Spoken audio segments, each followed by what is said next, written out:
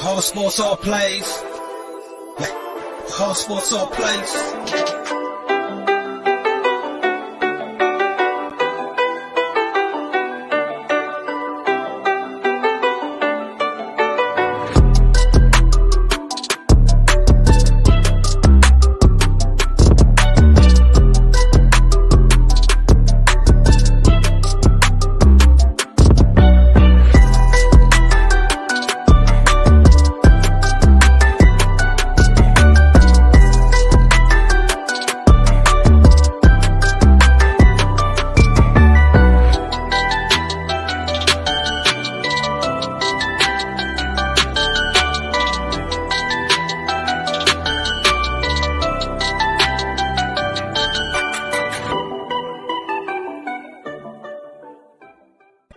All sports, all plays.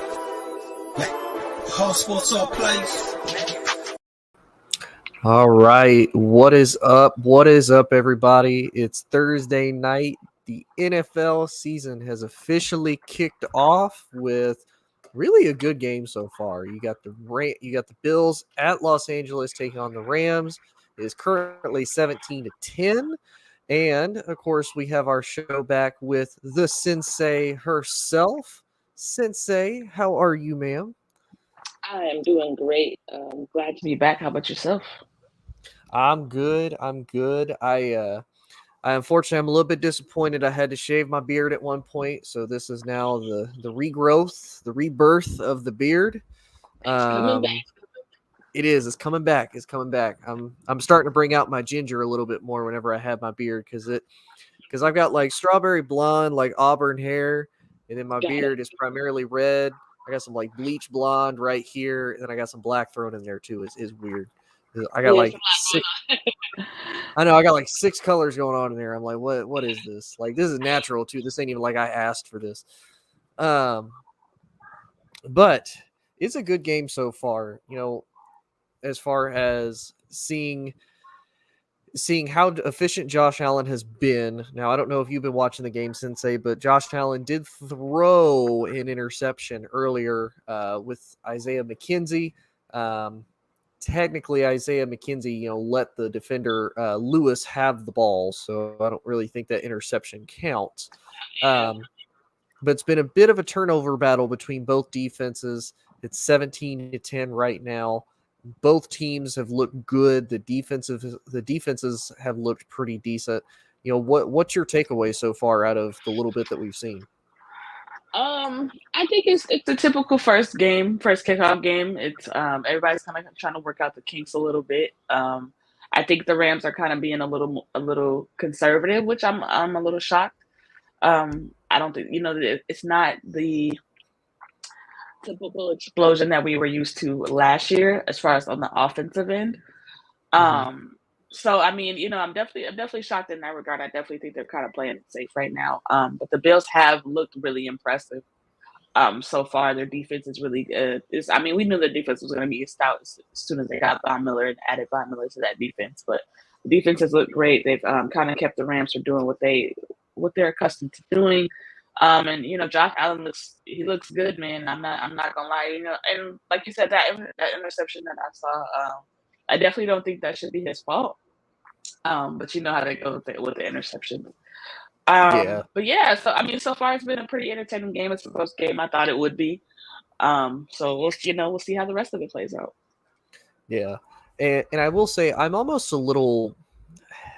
It's going to probably sound bad when I say this. I'm a little bit disappointed with the Rams offense. And I say that for a couple reasons. I expected him to be a little bit more explosive. I kind of get it. Allen Robinson's coming off of a really funky year. He's had a little bit of injury history himself. You still have Cooper Kupp back, though.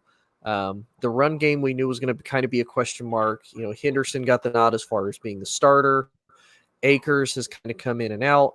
And then, of course, Matt Stafford is supposed to be feeling better as far as throwing the ball. He had a little bit of an off-season procedure on the elbow that, apparently this has been something he's been dealing with his entire life.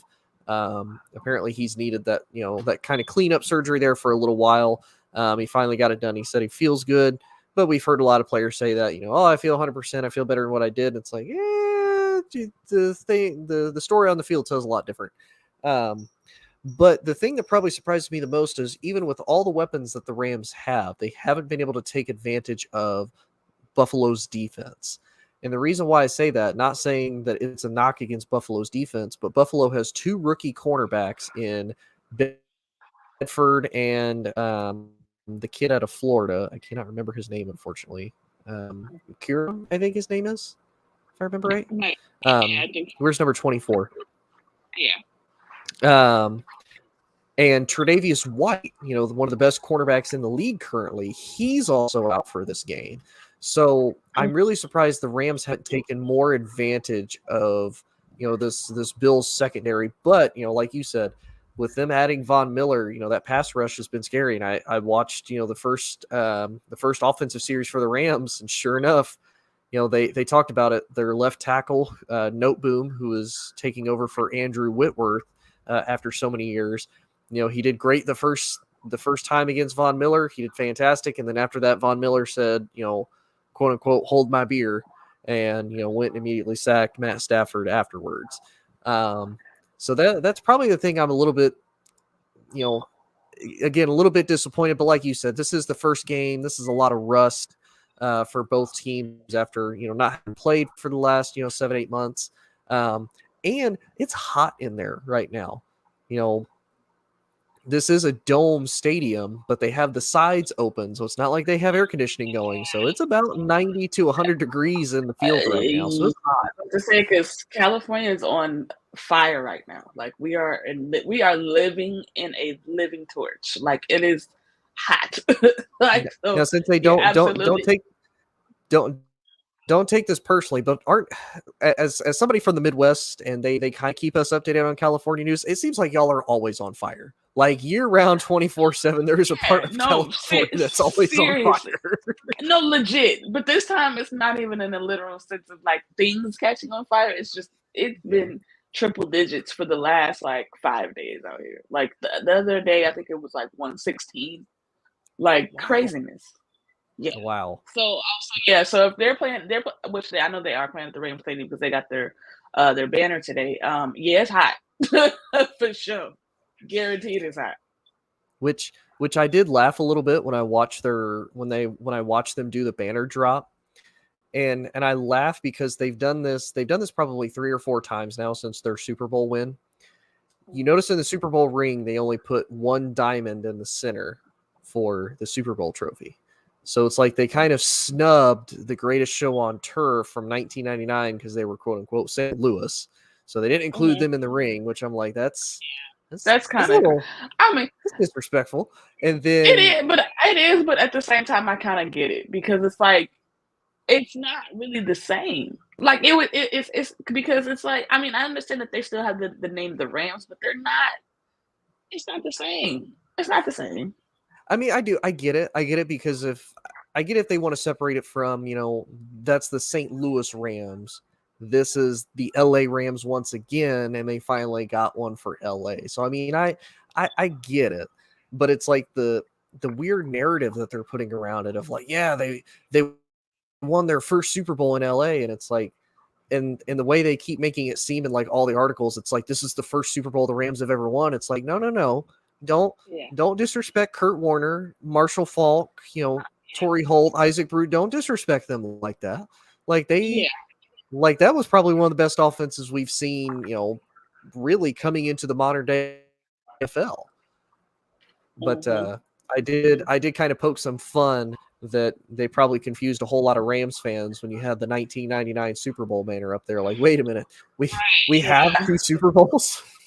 Right. That's why I say it kind of makes sense because the modern day Rams fan isn't gonna know about the Rams of old who won a championship back in those times. So that's why I say I get it more so from that perspective, is because nowadays they're trying to appeal to the younger generation. They don't care about tradition or the older fans or the people that were there from I'm saying in the 1990s. They don't care about that. They care about these new young kids, and they ain't gonna know about no Marshall Faulk and Kurt Warner. They're like Isaac Bruce. They be like, who? Like, who? Dang youngins. It hurts, honestly. Like, that was probably the thing that hurt me the most about being in the service. It was like, I would tell people when I first joined the military, and I tell them the year, and they're like, I was in elementary school. I was about to go into middle school. I was like, okay, you still got your taste, right? Because this was before COVID. They're like, yeah, okay, I'm about to slap it out of you for But that yeah, about to comment that knock you it got. out. I'm No, about for to real. knock Don't that make me taste feel out of as your old. mouth. But nonetheless, though, this is a good game to start the season. Both good teams. This was one that when I was sitting here, is like, I really need to make a pick for who I think is going to win this game. I don't know if I really can, to be honest with you, because I feel like this is one of those. This is probably the safest game anybody is ever going to have, as far as if you're right, you're good, but if you're wrong, you're also good, because it's two evenly matched teams. We know this is going to be a close game. If the Bills win, you're right. If the Rams win, you're right. You're not really wrong, and no matter what you do. But looking at it right now, I think I'm going to go with the Bills as the favorite. Just kind of watching them right now, the Josh Allen and that offense seems like they're on a mission this year, because he completed his first 10 passes. Yeah. I believe he's on. They definitely are on a mission. I feel like he's got something to prove. He feels like he has something to prove just because of the way that they lost in the playoffs last year. That game was so close, and had they not had they got the ball first in overtime, they probably would have won. So I think he's looking at it from that perspective. And I mean, they're a really complete team. Like, they don't really have too many flaws there. That they tighten up their defense. Their offense is still high flying. Still have one of the best receivers in the league. Could possibly snag Odell Beckham depending on what he decides to do or what they decide to do. So, I mean, they're in prime position to really make a run for the Super Bowl this year. Yeah, they definitely are. But let's kind of move on, though. We'll move on to some of the other games this weekend, because there's a lot of good matchups. We got some division games going on. We got some kind of outer divisional games, even some out of conference games. So we'll take these in order from how they're listed, and Sis, you give me your gut reaction on who you think is going to win each of these matchups. So first, we have the Saints at Atlanta to face the Falcons. Who do you got? This is funny because we actually discussed this on the Sports Sensays, and we were talking about like how that game was like, who's gonna be worse this year? Like who You are not wrong. Oh my God, you're not wrong. I think it's called. I think I called it the Rose Bowl of trash. Like it's because like it honestly that's the game that like literally, how like during football Sundays you have that one game that everybody takes a nap during. That's the game. I think that is the nap game officially. But if I had to pick a winner, I would go with, and not to interrupt you, you know what the kind of cherry on top of that is, though? Did you see the 2 college games that were played in this past weekend? Unfortunately. It was a Georgia whooping of Oregon that was just sad. It was like 49-3. Yeah, it got real bad. And then we got to watch I don't want to say a bad Clemson team, but a bad Clemson offense, a great Clemson defense versus the almighty Georgia Tech. That was also just not a pretty game. So yeah, you are right. This is like I don't even think it deserves to be called a Rose Bowl, because at least roses, you could say it's pretty. Like, I don't think there's going to be anything pretty about this game. But sorry to interrupt you. Go ahead and finish your thoughts. It's all good. But if I had to absolutely pick who would win, I would go with the Saints. I do think that they would. I think they're going to have a better season than the Falcons, which obviously is not saying a lot, because I don't think the Falcons are going to have a good season at all. But yeah, if I had to pick, I would go with the Saints. I believe they have a pretty improved defense, so I definitely give them credit for that.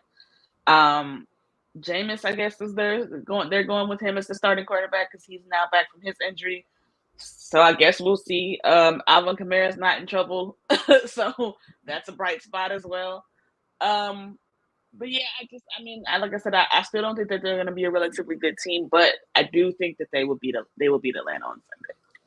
Yeah, I'm going to pick the Saints. I'm going to pick them not only because they have Jameis, and kind of like you said, unfortunately he's the starter, but it's one of those. The Saints are kind of like most other teams that they don't have a good starter, but it's not like you can really go get one right now because there's not a whole lot of good quarterbacks available currently.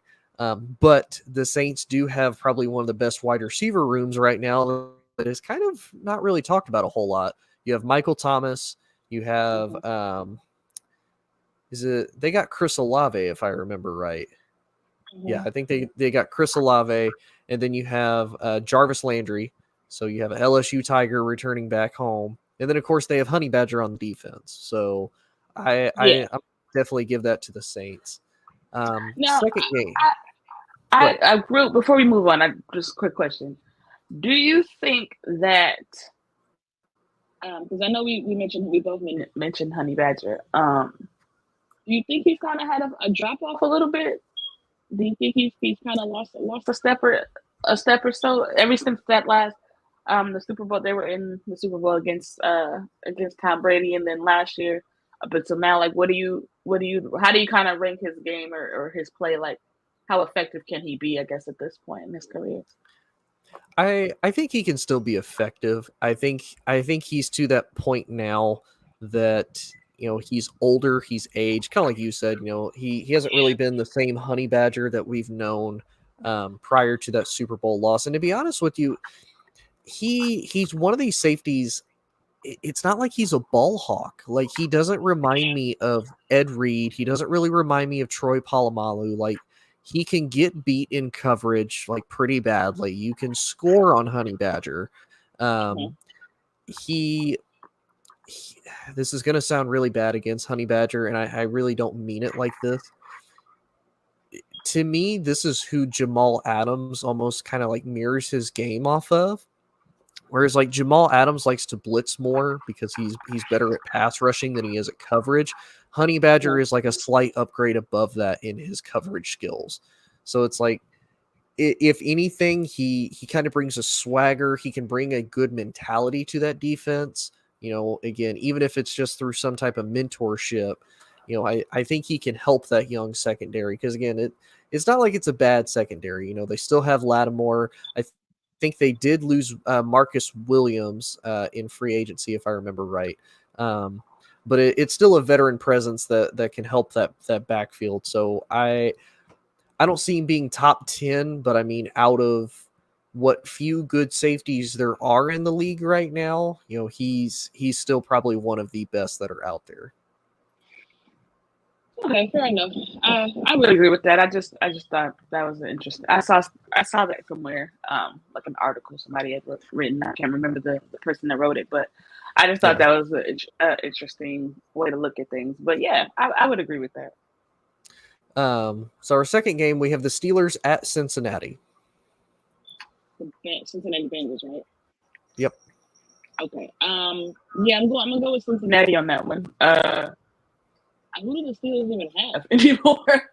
Like, what is their team? Because who does their team really consist of at this point? But no, I got Cincinnati for sure. I think that they are the better team. I'm interested to see how they're going to bounce back from the Super Bowl loss this year. I definitely think that they're going to run away with their division. Just because I do think that they are the best team out of that division, but still, in this game, I think they win pretty convincingly against the Steelers. I'm going to go with Cincy just because Cincy did so much in the offseason to rebuild that offensive line. Their defense is still really good. They didn't really lose a whole lot of, pieces. They added a lot as far as the offense goes. They still have Mixon. Joe Burr is coming back. You still got Jamar Chase. You got T. Higgins. You got Tyler Boyd. So this will still be a very good offense. And they got Austin Hooper at tight end. Because Uzama went to the Jets, but they got Hooper to hopefully replace him. So, yeah, I'm going to go with you, sis. I'm going to pick Cincinnati in this one. Third one, we got the 49ers at Da Bears.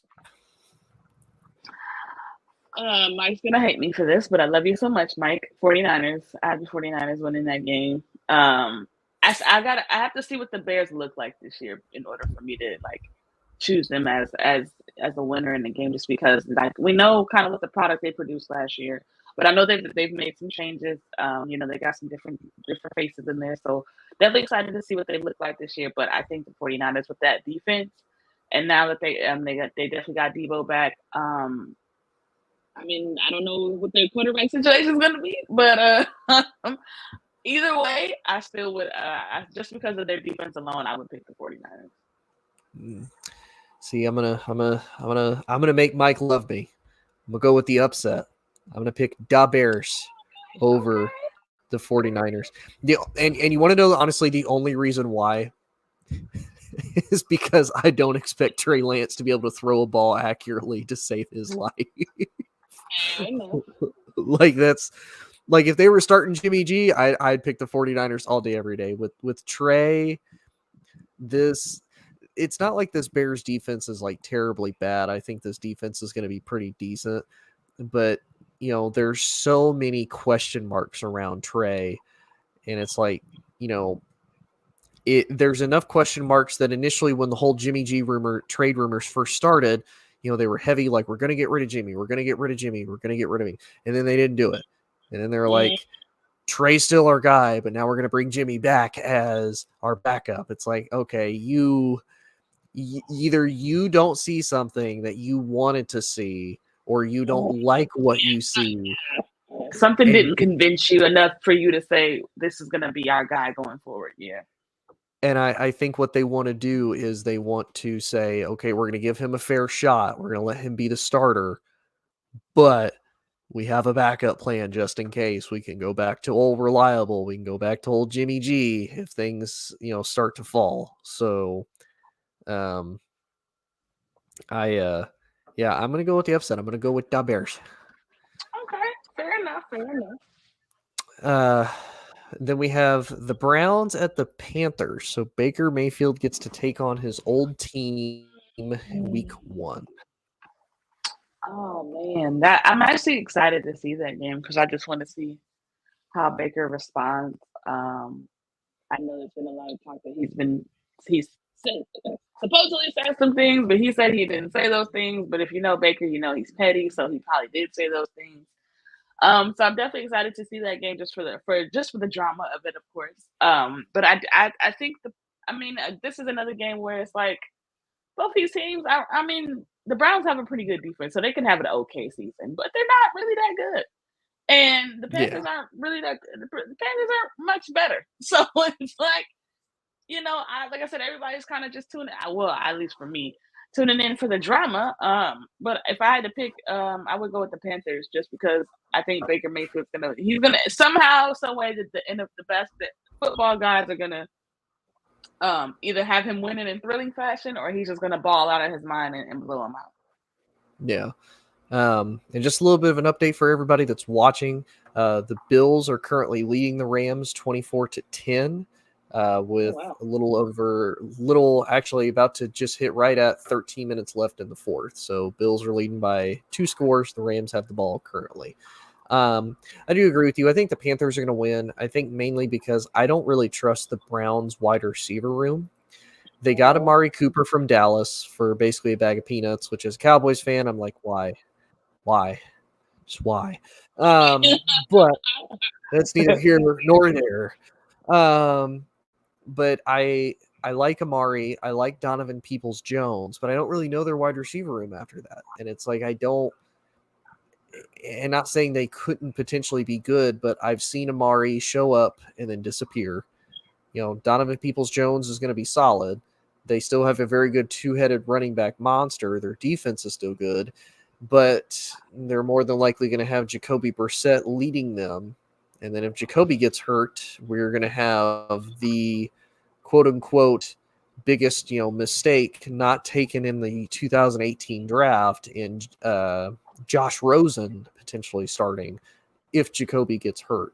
But I think overall with the talent that the Panthers have, you still have DJ Moore, you still have Robbie Anderson, you still have Terrence Marshall, you have CMC. Don't know if he's going to be healthy. Don't know if he's going to make the whole game, but you still have him and a pretty good young defense.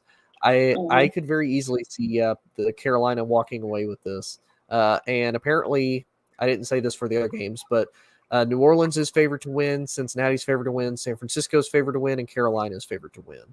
After this, then we have the Eagles at the Lions, and Philly is favored to win. You said the Philly at the Lions, you said? Yeah, Eagles at the Lions.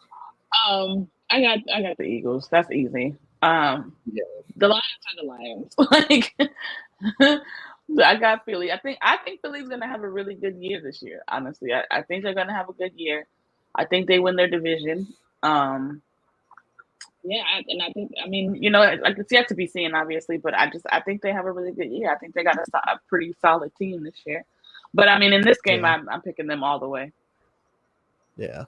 And Matt Stafford just threw another pick to the Bills defense, so the Bills take over. Yeah. With 11 minutes left. That Bills defense is going to be nasty. Yeah, I agree. And honestly, as much, I'm not going to lie, I don't know how you feel about Dan Campbell. I like that man. I would fight for that man. For sure. But, he's definitely one of those coaches you run through the wall for. Oh, yeah. But I agree. The Eagles on paper, they added a lot. You know, obviously they're the favorites to win the NFC East. The biggest question mark for them is, can Jalen Hurts, you know, take the next step? But yeah, I've got the Eagles winning that for sure. Then, oh boy, we have the Ravens at the Jets. The Ravens are favored to win, and the Week 1 Jets starter is none other than the elite man himself of Joe Flacco, starting against his former team. And I say elite because Joe Flacco is 12-5 in the playoffs and has a Super Bowl win, which is a better record than Aaron bleeping Rodgers. Just want to throw it out there for everybody. Talk your talk, Tony. Please let the people know. But who? Go with the Ravens, even though, you know, Joe, the elite Joe Flacco, all that is wonderful. However, we haven't seen elite Joe Flacco for some time. Not sure he's elite Joe Flacco anymore. And I think the Ravens are a better team than the Jets, because the Jets are not a very good team. So yeah, I'm gonna go with Lamar Jackson and the Ravens. Okay, that's who I'm gonna go with. As much as I would love for Joe Flacco to just make this like historical comeback, there's two things: A, it's Joe Flacco, and B, it's the New York Jets. So we all know that's not gonna happen. Yeah. So I definitely have the Ravens winning this, pretty handedly.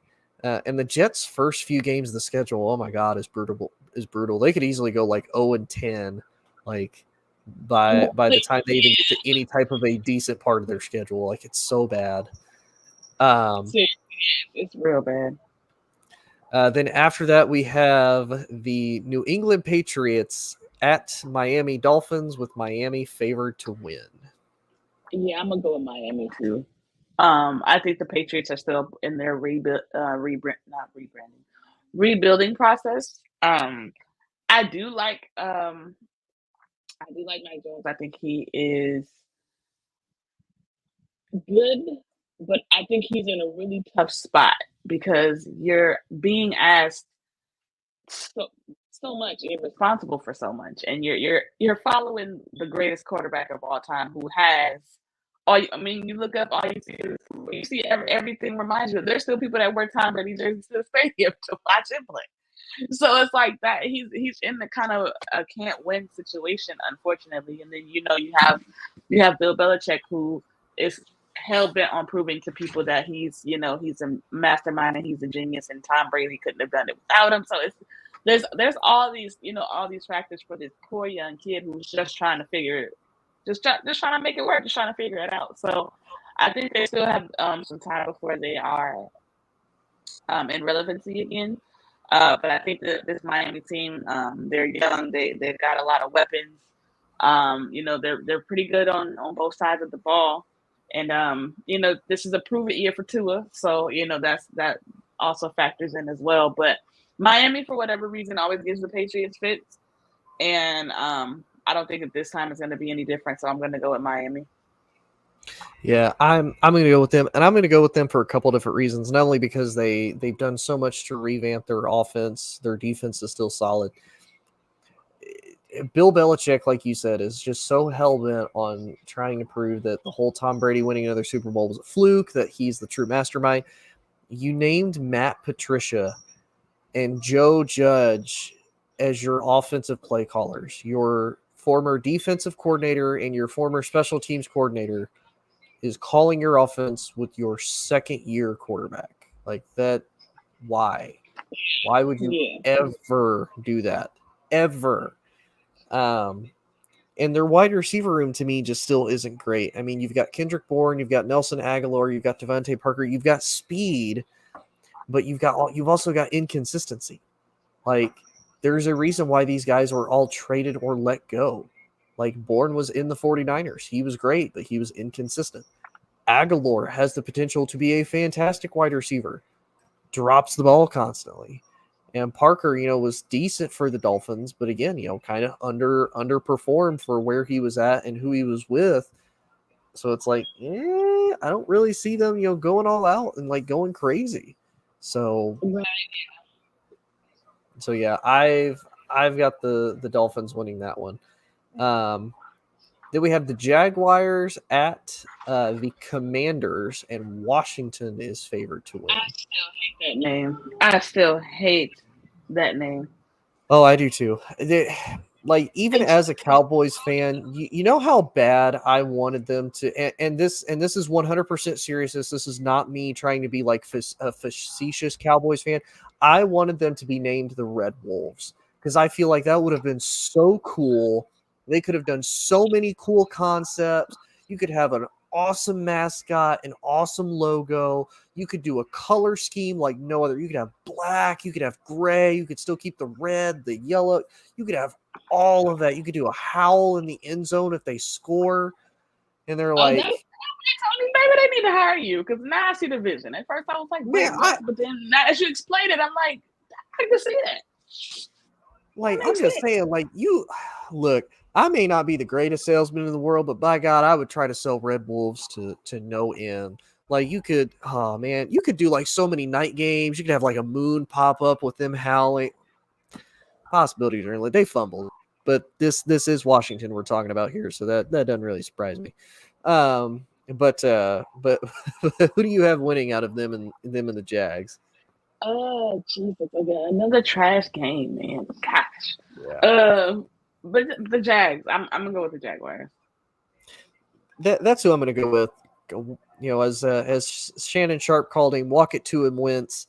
He's done. This is his third team in 3 years now. Philly gave up on him. His old head coach, his old offensive coordinator / head coach, Frank Reich, gave up on him. Irsay called him a mistake. For Washington, he is an upgrade over Fitzpatrick and Heineke. But it's like, I don't really see him doing anything crazy. I'm still not sold on their wide receiver room. I know they have, Scary Terry, who's solid. They have Curtis Samuel, who's coming off of injury. And they have Logan Thomas, an old converted quarterback to tight end, who's not bad. And then really an underperforming defense. And there's still no guarantee even Chase Young is going to hit the field for the first few weeks of the game because he's still hurt. So and there's potential they're going to lose. They're going to lose either Dwayne Allen or Deron Payne. I can't remember which one, but they're supposed to potentially lose one of the Alabama boys at defensive tackle. So this is just a disappointing Washington team. And yeah, I like Trevor Lawrence. I like Doug Peterson. He got Evan Ingram. He took Brandon Sheriff from Washington. They basically traded guards through the offseason. Weapons wise, I'm a little iffy with the Jags, but a better quarterback situation. I think I'm not going to say a better coach because I like Ron Rivera. I just think for Washington is like the wish list version of Jerry Jones, but that's not even like really a good thing because Jerry Jones is a pain in the butt too. He's just not as bad as Dan Snyder yet, but I agree. I'm gonna give that one to the Jags, and then of course we have the Indianapolis Colts go down to Houston to take on the Texans, and of course Matty Ice Baby is favored to win against the Texans. Oh my God, I'm so upset that he's our quarterback. But I'm gonna go with my Colts in this game. I think we have a really good chance of winning this game.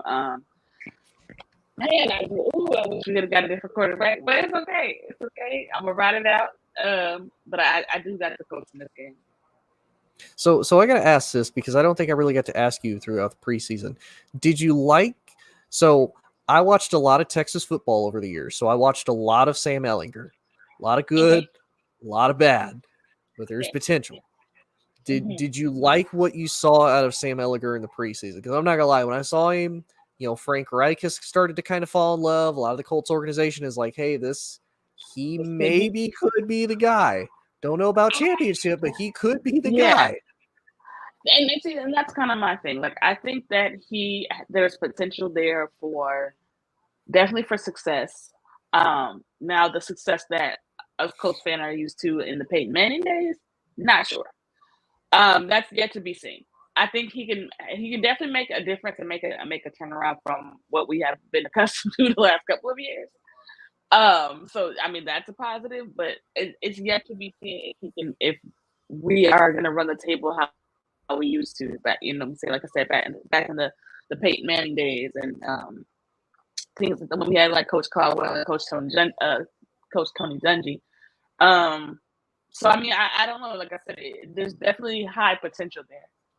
I'm just not all the way sold as far as like making us a contender, and that's what I just want to be a contender again. I'm not. It's so uncomfortable to not be good for this long.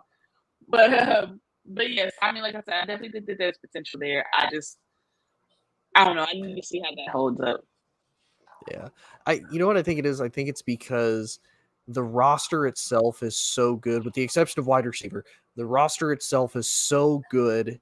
It's young, it's well built, it's well ran. The O-line is good. The defense is fantastic. The running back is fantastic. If they could just get the quarterback situation figured out, they could very easily once again be a contender. And it's like they just keep going after old guys that are just like, they do have a little bit left, like they can be good. And then it's like, and they're done. We're going to move on to somebody else. Philip, let's see.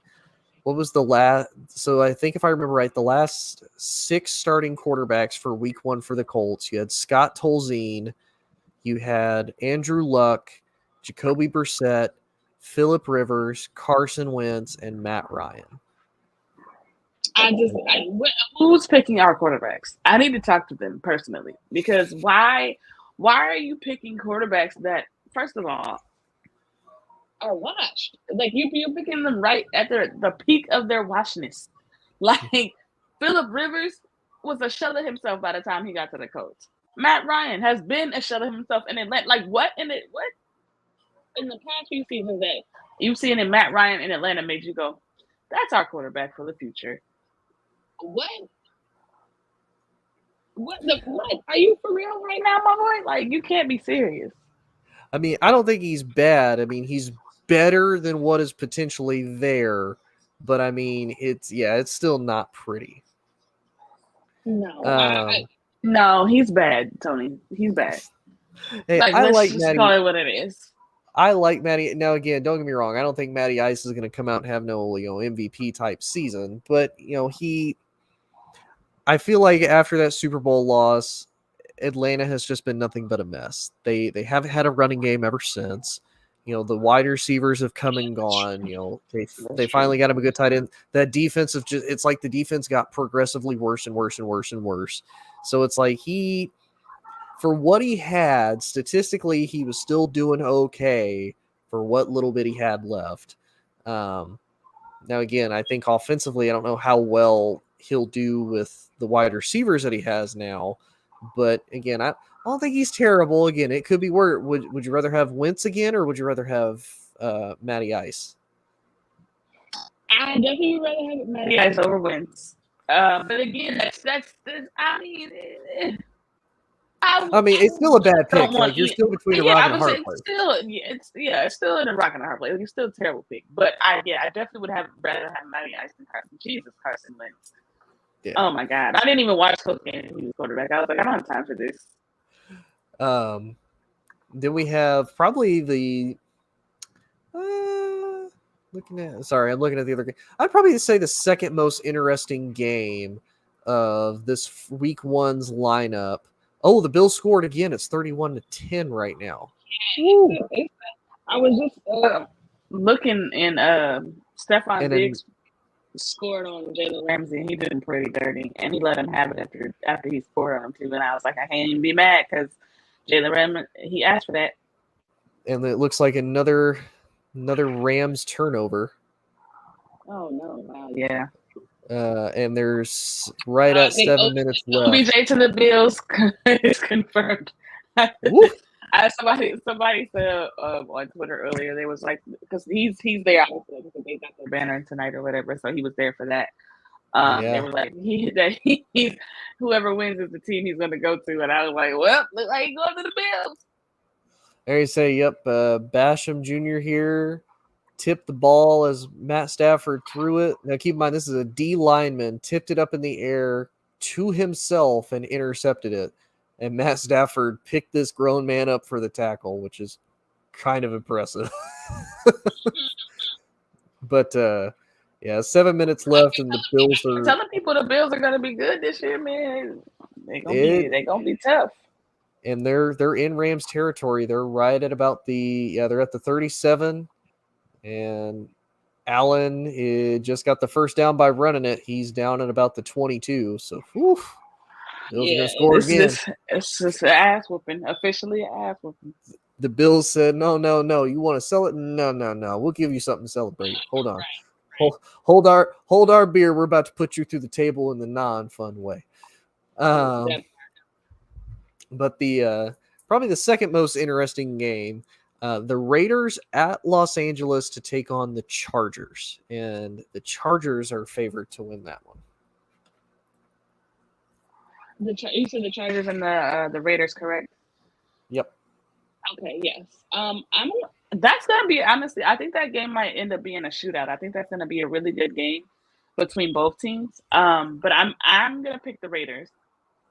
I think that connection with Derek Carr and Devontae Adams is going to be really, really strong and really interesting. And I'm not sure the Chargers are going to be able to stop that. A lot of teams probably aren't going to be able to stop that because, again, he's one of the best receivers in the league as well. So, I'm gonna go with the Raiders, but I feel like it's going to be a close game, but it's still going to be one of those shootout games where whoever gets the ball last is probably going to end up being the winner.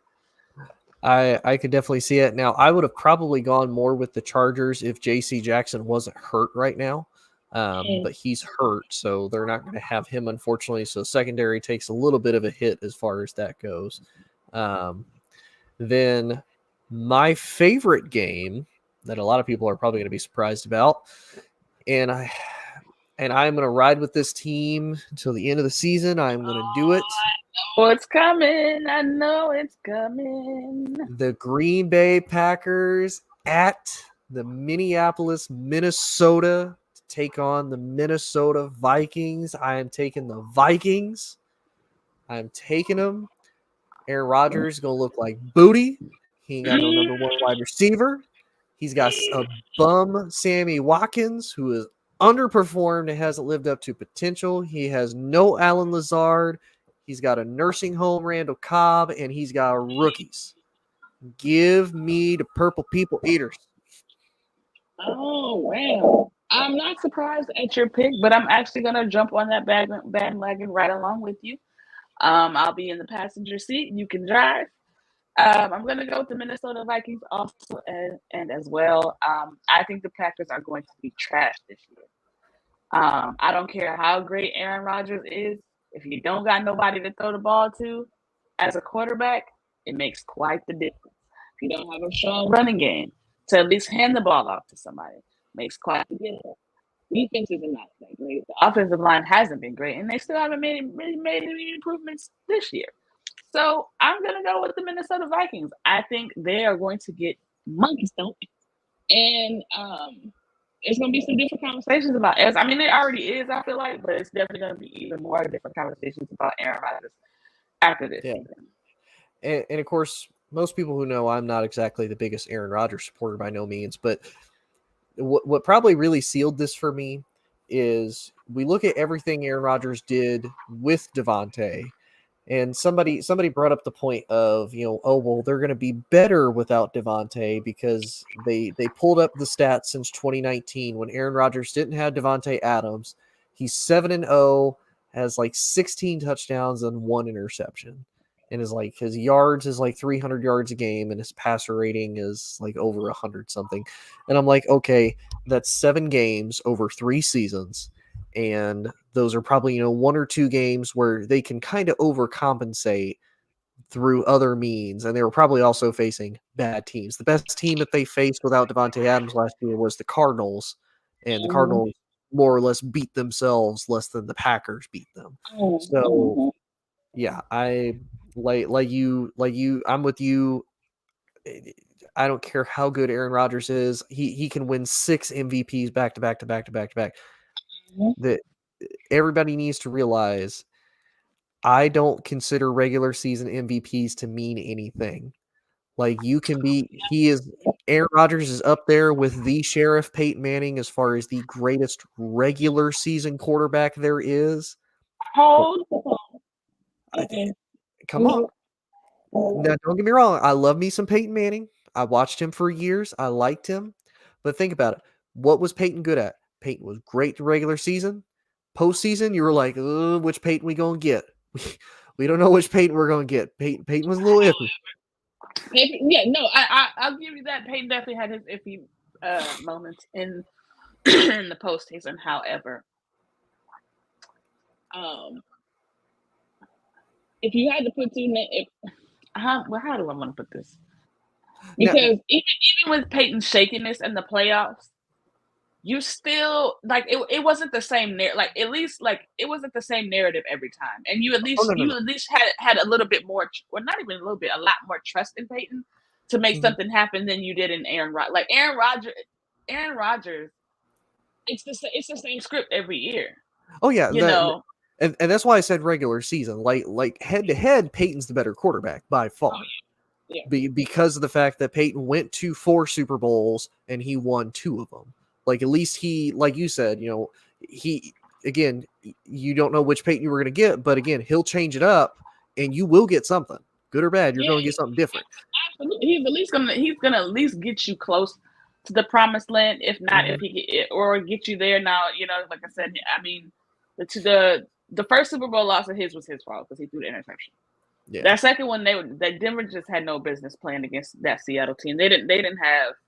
That offense wasn't strong enough. I mean, I don't think, no matter who Seattle played that year, we're going to beat Seattle. I think it would have been the same outcome no matter what team, because Seattle was just out of their minds defensively. That was the young, Legion of Boom. They were flying they were getting everything. Nobody was going to be there. Yeah. But, go ahead. But that's why I said regular season, he's up there, because Peyton was fantastic in the regular season. Oh, for sure, absolutely, ball out of his mind. So that's what I meant. I didn't mean Aaron was better than Peyton. I'm meaning regular season statistics, purely just regular season. He's up there with Peyton. But think of it. This is why I think that there's a separation even between the two of them in the regular season, because Peyton did a whole lot more with less talent. It's true. A lot of the receivers that Peyton had, Peyton made those receivers top receivers. He got them money other places that when they went in free agency, they got big bags because of Peyton Manning. Yeah, Pierre Garçon. Look at all he did with Washington. I mean, there you go, Pierre Garçon. There was another one too. I mean, really, Dallas Clark. I mean, he got paid by Tampa Bay. Dallas Clark, Emmanuel Sanders. Sanders was good, but he was elevated to another level to where he was sought after once he played with Peyton. Demaryius Thomas, rest in peace. I mean, if you think about it too, he kept Eric Decker. I mean, he's the reason Eric Decker got a big contract in New York. Yes, indeed, Eric Decker. I mean, and Wes Welker. I mean, Wes Welker was made with Tom Brady, but he was able to extend his career a little bit longer once he started to play with Peyton, because a lot of people wrote Wes Welker off once he left the Patriots. They didn't really want anything to do with him, and Peyton was like, "No, bring him over here. I know exactly what to do and watch." Yeah, and they went on to win a Super Bowl. So. And that's how he managed to stay relevant. So Yeah, Marvin Harrison, Reggie Wayne. You know what I'm saying? Like there's quite a few receivers that, like I said, if you match them up against the receivers that Aaron Rodgers has had the opportunity to play with, or the running backs that he's had the opportunity to play with, it's quite a difference, because you should have a lot more Super Bowl appearances than just one, with all the talent that you had. Now, like I said, we could talk about playoff Peyton all day, but my boy went to 4 of them at least, and he walked away with 2. So you know what I'm saying, and his gaps in between going to Super Bowls weren't this far. Like Aaron Rodgers hasn't been back to the Super Bowls in what 10, 11 years now. 11. Yeah, 11 years now. Like, come on now, you got to put a little more respect on Sheriff Payton now. Right. And then real quick, we'll kind of move through these as we're kind of getting to the end of the show here. Yeah. We got the Giants at the Titans, and Tennessee is favored to win. Yeah, that makes sense. The Giants are still trash. Oh yeah, 100%. They're a dumpster fire of a franchise at this point. So yeah, that makes total sense. I definitely would pick the Titans to win that game also in as well. Yeah. Then we have the Chiefs at the Cardinals, and obviously KC is favored to win that one. Yeah. I could see that being a close game, but I would pick the Chiefs. I still feel like they are a better team than the Cardinals. But all I know is Kyler Murray, you better be on at least in the MVP race this year, my boy, because they give you quite a bit of money. So yeah, you have to put your in literal sense, put your money where your mouth is. Yeah, I could see this going both ways, because A, you have Patty Mahomes, but B, Kyler Murray could feast on that defense, like very easily could feast on that defense. So it's like, yeah, that's going to be a close game. Mm-hmm. Second to last game we have the Buccaneers at the Cowboys. What are you first? So I'm going to try to be as objective as I can. I think Tampa wins, but I think it's going to be about like last year. It's going to be very close. And I'm not saying that because Dallas has the offensive power to match, because they don't compared to last year. But Tom Brady is without both of his starting guards and his starting center, which if you ever want to fluster Tom Brady, you don't hit him from around the edge. You jam up the middle. And I think Dallas's defense with a bunch of no names can potentially do that. It's going to be another year. Obviously, there's a lot of theories. Tom Brady stepped away from training camp for 11 days. Is his heart really in it? I even saw a rumor that he and Giselle got into apparently a really big fight over the fact that he unretired. So kind of mentally, where is Tom Brady? So I think it's going to be close. I'm going to give it to Tampa Bay, unfortunately, because again, as much as I love Dallas, they're the best at this. They could be up and down, top to bottom, best team on paper, and they choke every damn time. Love my boys, but yeah. But who do you have, sis? I'm gonna go with Tampa Bay as well. I think, like you said, it's gonna be like last year. It's gonna be a really close game. But I mean, Tampa Bay got Tom Brady, and somehow, some way, Dallas is going to give Tom Brady an opportunity to win the game. I don't know how, because they come up with new ways to lose close games every year. Sorry, Tony, but they're going to find a way to get him the ball at the end of the game to where he's going to make another play, and we're going to have to hear about Tom Brady being the GOAT for the remainder of the season, and he can play to 50 and all the crazy narratives they're going to come up with. But I want people to keep an eye on this Buccaneers team, because I don't know how good they're going to be this year.